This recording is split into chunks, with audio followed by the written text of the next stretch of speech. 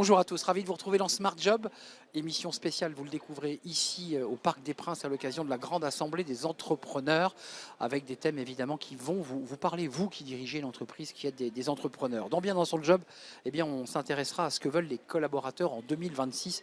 C'est un sujet évidemment important, tant sur les enjeux de bien-être que de parentalité. On en parlera avec Camille Eloud, HR BP chez Swile.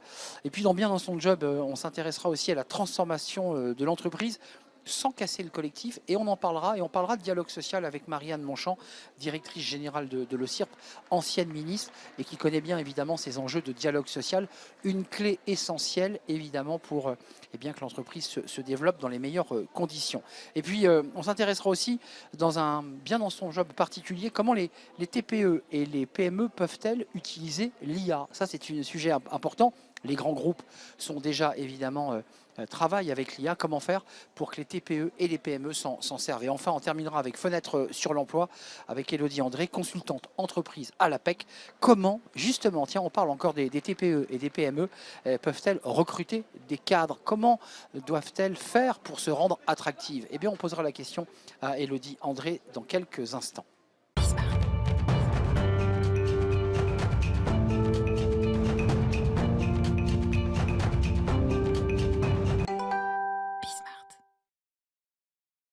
La suite de nos programmes ici au Parc des Princes à l'occasion de cette grande assemblée des entrepreneurs, justement pour se poser cette question: que veulent les collaborateurs en 2026? On en parle avec vous, Camille Ayou. Vous êtes DRH, service RH, DRH, on peut le dire comme ça? Responsable ressources humaines. Responsable ressources humaines. Attention, chez Swile, Chez Swile, tout à fait. qui est cet outil magnifique sur une carte, plein d'avantages clients pour les salariés. Quand même, quelques mots sur les avantages, parce que vous les analysez, ces avantages, vous réfléchissez à ce que veulent les clients. D'abord, qu'est-ce que vous proposez concrètement aujourd'hui comme avantage, avant de se projeter? Oui, effectivement, aujourd'hui, on n'est plus connu pour nos titres restaurants, mais depuis, on a diversifié notre offre.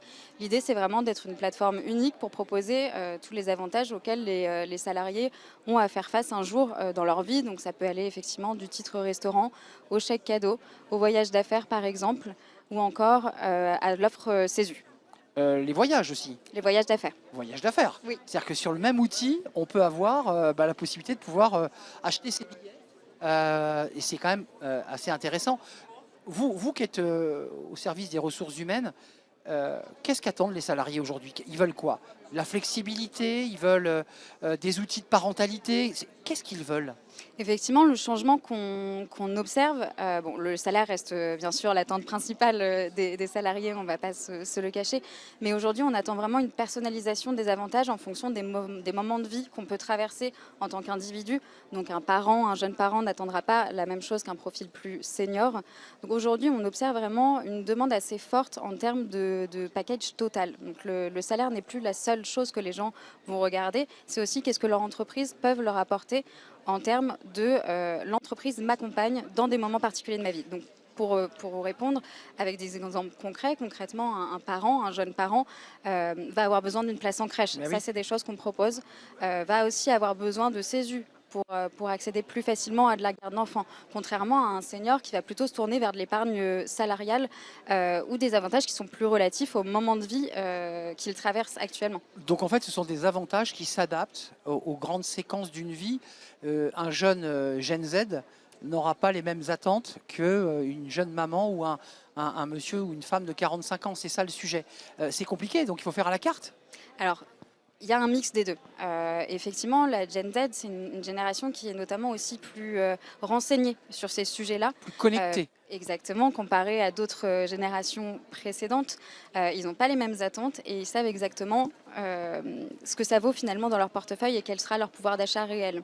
Donc, on n'est pas non plus sur un service à la carte. Il faut quand même qu'il y ait une lisibilité, un socle commun pour plus d'équité aussi. Mais en fonction des moments de vie, on va pouvoir activer certains avantages en fonction du besoin du moment. Je précise que tout ça est aussi d'une étude menée par Swile. Tout ça jaillit de votre cerveau, mais était aussi extrait d'un travail scientifique mené par Swile, une étude. Est-ce qu'aujourd'hui, les enjeux, ce ne sont pas aussi des enjeux alors, qui dépassent évidemment les avantages de la carte Swile, mais des enjeux de flexibilité, de pouvoir aménager mon temps et d'avoir ce juste équilibre entre vie pro et vie perso. Est-ce que vous le ressentez vous aussi en tant que DRH?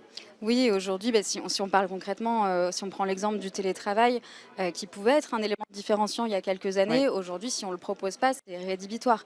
Il y a quand même 42% de personnes qui ont postulé à des offres, qui ont refusé une offre, justement à cause d'avantages salariaux qui étaient trop faibles selon leur perception. Donc effectivement, le télétravail aujourd'hui, c'est plus une question de oui ou non, mais c'est comment on le met en place. C'est devenu vraiment un indispensable.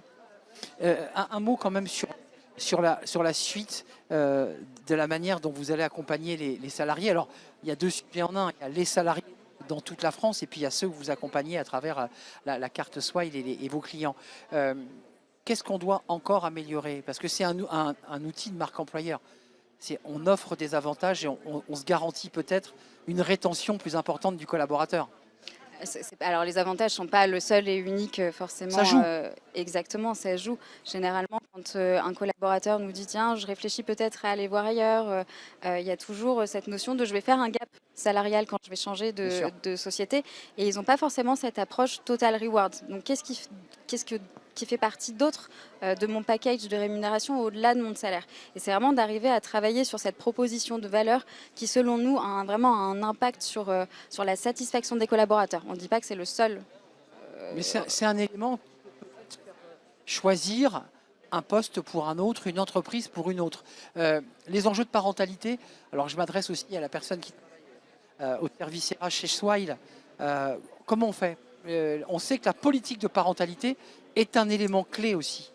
Souvent, nous, ce qu'on va faire, c'est tout simplement aller interroger directement les collaborateurs, travailler aussi en étroite collaboration avec le CSE pour avoir réellement les besoins terrain. En fait, qu'est-ce qui touche réellement le quotidien, quelles sont leurs problématiques et comment nous, on peut faciliter leur vie en proposant à travers ces avantages, en fait. Donc, on va aller sonder sur le terrain de quoi vous avez réellement besoin. Et vous le faites remonter.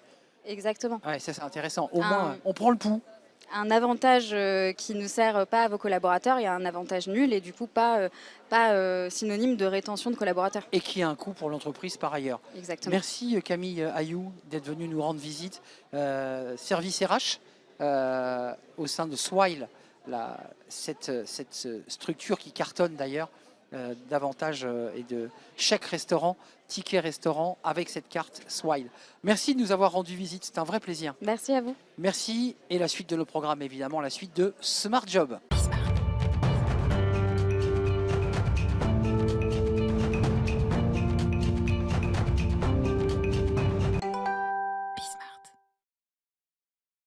Bien dans son job, une rubrique de Smart Job pour eh bien, revenir sur les enjeux du dialogue social. Alors, c'est un sujet qui impacte tous les chefs d'entreprise, les entrepreneurs de plus de 50 salariés et les grandes entreprises. Et je suis avec Marianne Monchamp. Bonjour Marianne. Bonjour Arnaud Ardin. Très très heureux de vous accueillir, directrice générale de l'OCIRP. Alors, l'OCIRP, c'est la prévoyance et on en parlera peut-être, mais on va s'intéresser avec vous parce que vous avez eu une longue et belle carrière politique, ancienne ministre, député.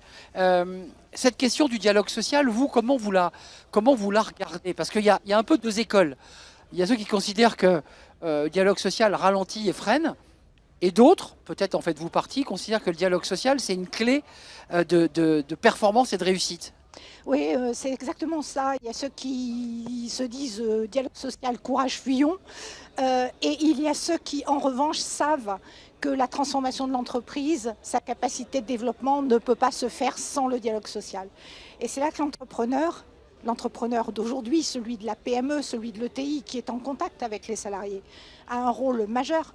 Il va arrimer les salariés au collectif, il va arrimer l'individu au projet de l'organisation. Et ça passe par, au sens propre du mot, un bon dialogue social.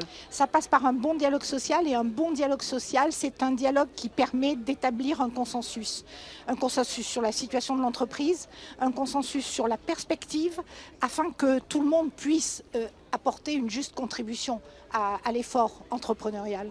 Qui dit dialogue social dit aussi construire une relation de confiance. On en revient à ma première question.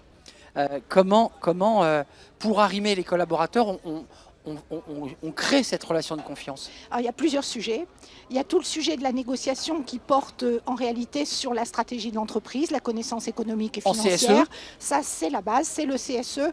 Et c'est ce que dit le Code du travail dont on a un peu oublié l'esprit pour ne retenir que le formalisme. Et ça, c'est un peu un problème.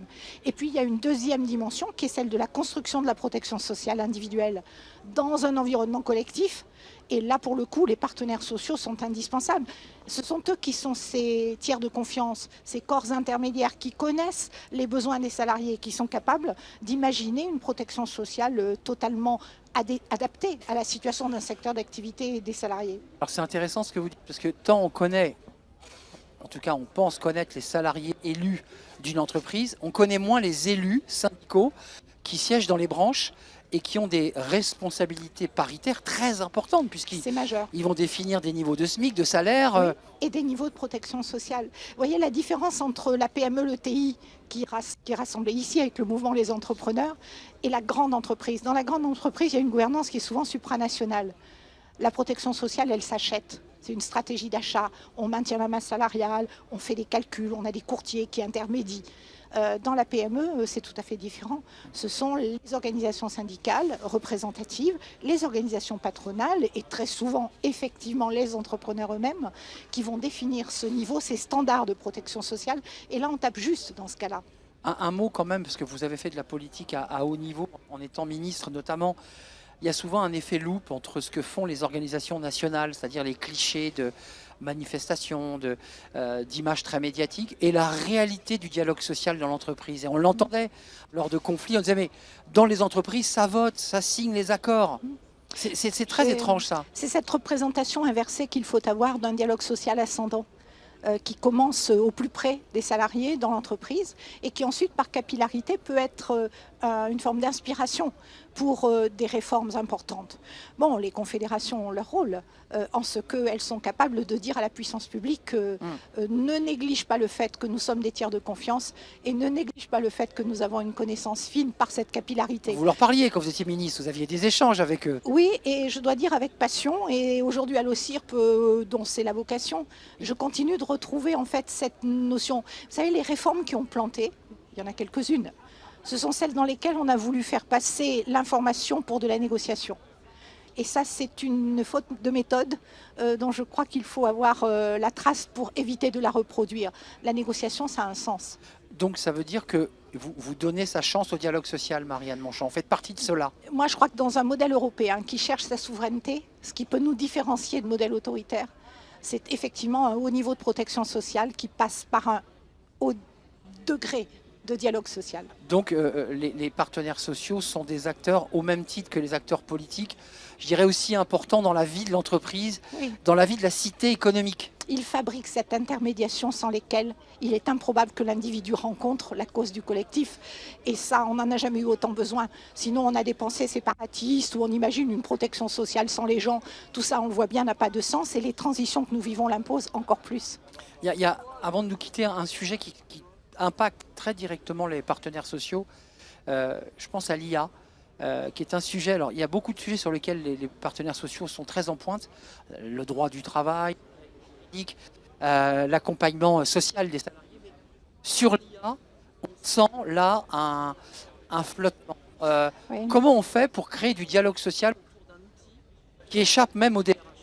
Moi, je trouve qu'il y a un thème qui a été abordé par quelques-uns et qui aujourd'hui est un peu en déshérence, c'est la question du lien de subordination. Oui. Et en fait, l'intelligence artificielle, dès lors que ça se fonde sur de la responsabilité, sur une capacité d'analyse critique, c'est libérateur. Et ça permet d'avoir une nouvelle conception de ce qu'on appelait naguère le lien de subordination. Et je ne saurais trop suggérer une réflexion assez approfondie sur ce qu'est le travail aujourd'hui et cette transformation d'un lien qui était naguère de subordination et qui doit devenir un lien d'émancipation. Et peut-être que là, sur ce chemin-là, on a des possibilités avec l'intelligence artificielle. Attendez, d'un mot, vous nous dites on supprime ce lien de subordination qui crée un rapport de hiérarchie et d'autorité. Il n'a plus de sens. Hier, il était fondé sur le capital et la détention du capital. Et il était normal que l'ouvrier, si on peut dire, ait un lien de subordination puisque le capital appartenait à l'entrepreneur.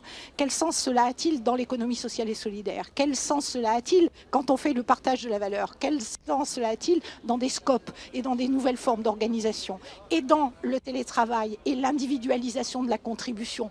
Et c'est là que je pense qu'il nous faut investir cette nouvelle dimension, sans quoi on risque de passer à côté du sens de ce que l'intelligence artificielle peut apporter. Sujet essentiel, ce rapport de subordination qui régit notre rapport au travail, aujourd'hui encore. Merci, chère Marianne Monchamp, c'était un vrai plaisir de vous accueillir, directrice générale de l'OCIRP, la protection sociale, et puis ancienne ministre, rappelons-le, députée notamment. Merci à vous, et c'est la suite bien sûr de nos programmes, les programmes de Smart Job ici au Parc des Princes.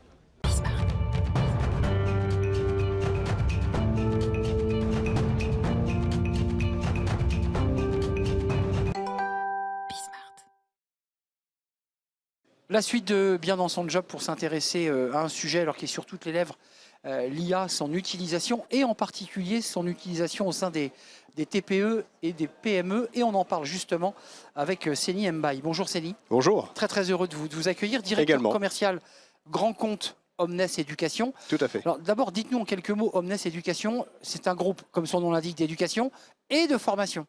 Oui, tout à fait. Omnes Éducation, c'est un groupe d'écoles, c'est 15 écoles créées en 1975 et qui forment aujourd'hui plus de 40 000 étudiants chaque année, mais aussi des salariés d'entreprise. Donc on est le deuxième groupe d'enseignement supérieur privé en France, de formation aussi, et puis on est répartis sur l'ensemble du territoire.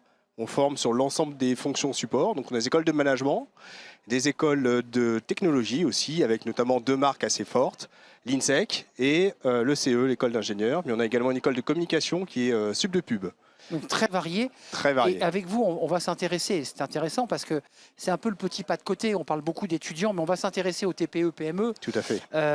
Et on découvre en fait qu'elles sont connectées certes, mais elles utilisent très peu l'IA. Oui, et puis vous savez, nous, les TPE-PME, c'est notre quotidien. On est répartis sur l'ensemble du territoire. On n'est pas qu'à Paris, on est à Marseille, Toulouse, Rennes, Beaune, Chambéry, Lyon, Bordeaux. Donc on est partout. Sur les 40 000 étudiants, c'est 18 000 alternants. Donc les alternants, ils vont dans les entreprises. Et sur ces 18 000 alternants, c'est 70% au sein de PME. Ils ont envie d'aller dans les PME. Ils restent sur les territoires, ils vont dans les PME.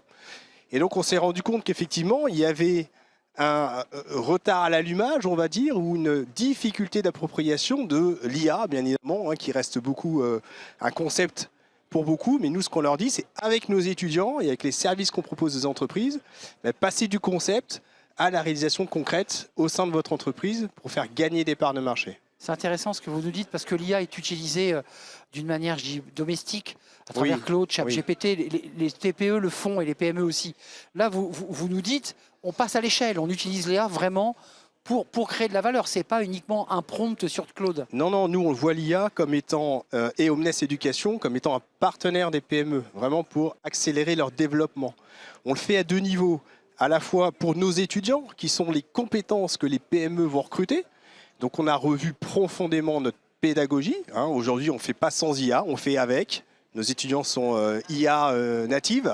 Voilà, donc on a transformé notre modèle pédagogique pour accompagner nos étudiants à l'usage des différentes solutions. Donc on a des plateformes partagées entre nos écoles, par exemple, pour offrir à nos étudiants un accès aux différentes solutions d'IA générative. Et puis, surtout, on leur apporte une pensée critique par rapport aux usages qu'ils peuvent avoir de l'IA. Ça, c'est un vrai sujet pour vos étudiants, l'éthique, la relation qu'on entretient avec la machine, parce qu'il y a quand même tous les fantasmes que véhicule l'IA. C'est ça que vous soulevez. Oui, parce que l'IA pour une PME, il faut que ça soit très concret.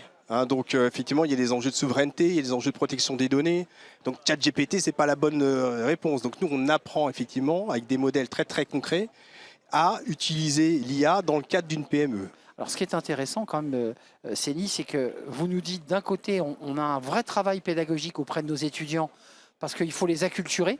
Tout à fait. Et de l'autre, vous accélérez côté entreprise. C'est ça la stratégie. Exactement, il y a 2 leviers. Il y a les compétences de nos étudiants, parce que c'est eux qui vont finalement transformer les entreprises. 2, il y a cette interaction entre le monde de l'enseignement supérieur et le monde économique. Donc, par exemple, la semaine dernière, on a organisé un événement chez nous qui était le printemps de l'IA des PME. Donc, on a réuni sur notre campus 100 dirigeants de PME, toute une journée, et puis ils ont pu, avec des étudiants, créer eux-mêmes des cas concrets. Donc, ce sont les étudiants qui ont formé les dirigeants de PME sur des problématiques de quotidien, de gestion des stocks, de contrôle de gestion, de plan marketing. Voilà, comment je fais concrètement dans ma PME pour mettre en application l'IA avec des enjeux de protection des données, d'usage, de regard critique entre les différentes solutions, voilà, d'environnement aussi, parce qu'il y a effectivement tout l'usage des serveurs derrière. Bien sûr. Donc c'est ce qu'on fait. C'est très Pour nos intéressant PME. parce que en fait, vous acculturez non seulement sur le plan de l'outil, mais vous leur donnez des outils pratiques business, parce que souvent c'est très philosophique. On se dit mais je sais pas comment je m'en sers, à quoi. Là, vous leur dites regardez, ça marche, ça fonctionne. Ça marche. Et donc les 100 dirigeants de PME qui étaient chez nous la semaine dernière, ce sont les étudiants vraiment qui leur ont montré avec des cas concrets comment ça pouvait marcher. Et Voilà. ça Et permet à vos étudiants peut-être de pouvoir déposer leur CV sur le bureau du patron de la PME, non? Bien sûr. Moi, mon rôle, c'est de mettre en relation les dirigeants de PME, des grands groupes, avec les meilleurs profils qui vont leur apporter les meilleures compétences. Donc tout ça, c'est aussi fait pour accélérer le recrutement en stagiaire, en alternance, parce qu'aujourd'hui, c'est vraiment un vrai vecteur de développement pour les PME. C'est souvent un monde un peu confus pour eux. Elles ne savent pas trop comment s'y prendre. Elles ont moins le temps qu'avant d'aller dans les salons, d'aller dans les écoles. Donc nous, on propose des services pour les employeurs pour accélérer leur recrutement et leur faire gagner du temps finalement. Et de l'argent. Ah bah bien sûr, si je gagne du temps, je gagne de l'argent. Ouais. Et surtout, c'est trouver le bon profil. C'est ça qui est important. C'est pas recruter pour recruter, c'est trouver le bon profil en termes de compétences hard, techniques, mais aussi de soft skills qui va pouvoir s'intégrer avec mes employés, avec mes fournisseurs, avec mes clients. Et un mot avant de nous quitter, quand même, j'entends aussi que chez Omnes, il y a quand même l'idée à travers ce groupe très divers, des écoles de commerce, des écoles d'ingénieurs, il y a quand même l'idée de ne pas laisser sortir un étudiant s'il n'a pas été formé à l'IA. Ça me semble très clair. C'est fini. Enfin, c'est fini. Les écoles qui n'ont pas intégré ça, elles ont déjà pris 5 ans de retard. C'est ça. Donc, nous, on a pris les devants par rapport à ça. On forme sur des cas d'IA, on demande à nos entreprises de nous confier des problématiques d'IA qu'on confie à nos étudiants.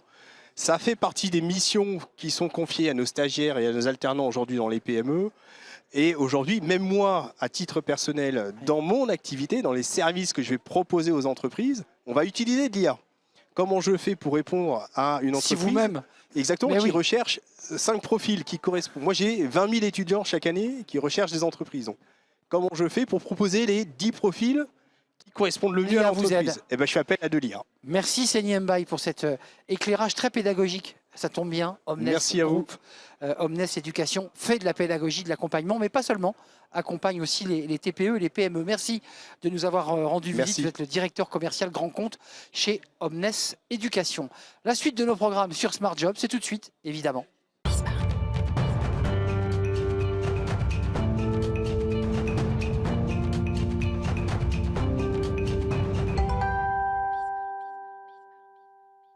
Fenêtre sur l'emploi, justement, pour s'intéresser aux TPE, PME. Comment peuvent-elles faire pour recruter, et notamment recruter des cadres? On en parle avec vous, Élodie André, bonjour. Bonjour. Très heureux de vous accueillir, consultante entreprise à l'APEC.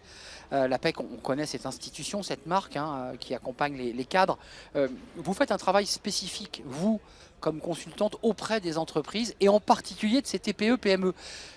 Elles ont des difficultés pour recruter ces TPE, PME et de recruter, j'ai envie de dire, des talents. C'est plus compliqué que pour un grand groupe.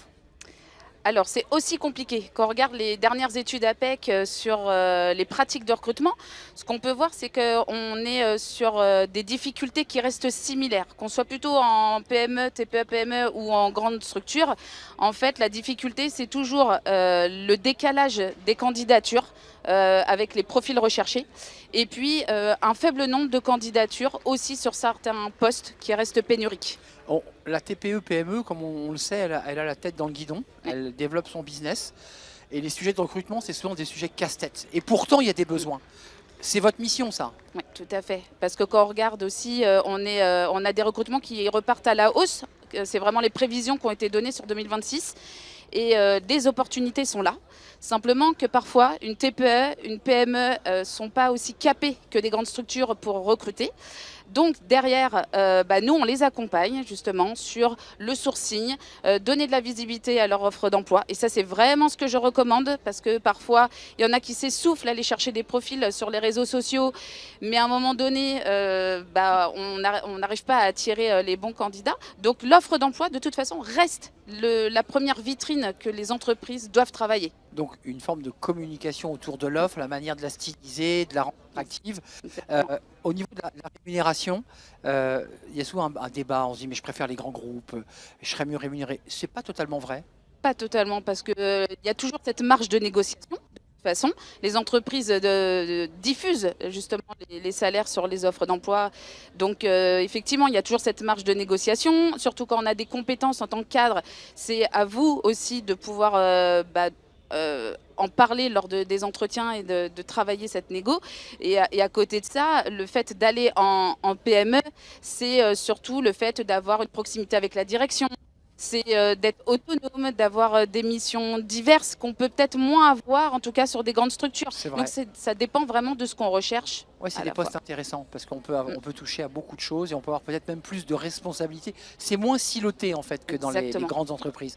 Un mot et même plusieurs sur l'IA. L'IA joue un rôle évidemment et vous y contribuez en disant aux TPE mais allez-y quoi, utilisez l'IA, n'ayez pas peur. Oui, nous on a d'ailleurs j'en fais partie, en fait on anime des webinaires sur comment on intègre l'IA dans le recrutement parce qu'on est encore face à des TPE, PME qui restent encore fébriles sur l'utilisation. Donc et ce qu'on voit en termes de pratique, on est vraiment, ils vont vraiment utiliser l'IA pour la diffusion des offres d'emploi, pour vraiment la rédaction et puis les aider aussi dans le questionnement des compétences lors des entretiens de recrutement. Donc on est vraiment là-dessus, c'est vraiment le top 2 de ce qui est utilisé côté RH. Mais nous, à côté de ça, on a aussi le côté, on utilise nous aussi l'IA à l'APEC bien évidemment, mais l'humain reste central de toute façon, puisque dans le cadre de l'IA qui est assez encadré, avec l'IA Act, on ne doit pas demander à l'IA de prendre une décision pour nous. Donc ça, c'est vraiment l'alerte et que justement, nous, l'APEC, on est là pour accompagner les structures, surtout de l'aspect sourcing, les aider sur le questionnement, les entretiens. Et Elodie, ceux qui nous regardent, qui sont des TPE, et il y a des TPE-PME aujourd'hui, des centaines, ils poussent la porte de l'APEC dans leur département et ils viennent se renseigner. Comment ça marche s'ils veulent être accompagnés? Oui, tout à fait. Soit ils créent un compte et ils ont directement un consultant APEC entreprise qui leur est dédié. Donc en fait, nous, chaque consultant entreprise, on a notre territoire. Donc on suit nos entreprises de notre territoire, donc une connaissance pointue de notre territoire.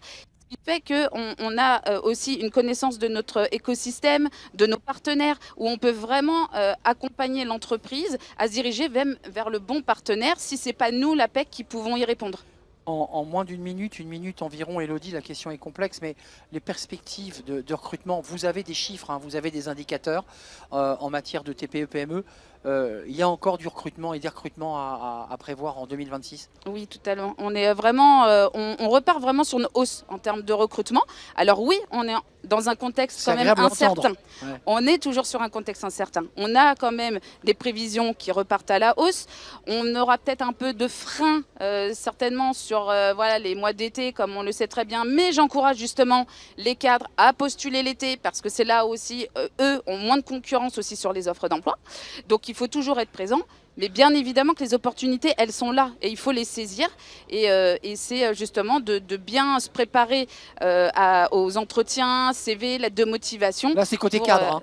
Il y a aussi les cadres qui doivent se préparer. Oui, et les entreprises tout autant pour attirer les cadres. Ben oui, il faut pouvoir se rencontrer et se parler. Et l'APEC sert de lien et d'accompagnateur. Merci, chère Elodie André, d'être venue nous rendre visite. C'est un vrai plaisir. Consultante entreprise à l'APEC. Allez donc consulter le site et puis allez peut-être pousser la porte de l'APEC. Merci à vous, c'est la fin de notre émission. C'est un vrai plaisir d'avoir partagé ce moment avec tous mes invités, évidemment ici au Parc des Princes à l'occasion de la grande assemblée des entrepreneurs. Émission spéciale, merci à toute l'équipe, merci à Nicolas Juchat, merci à Camille et merci à tous ceux qui accompagnaient la technique derrière, en coulisses. Je vous dis à très bientôt, bye bye.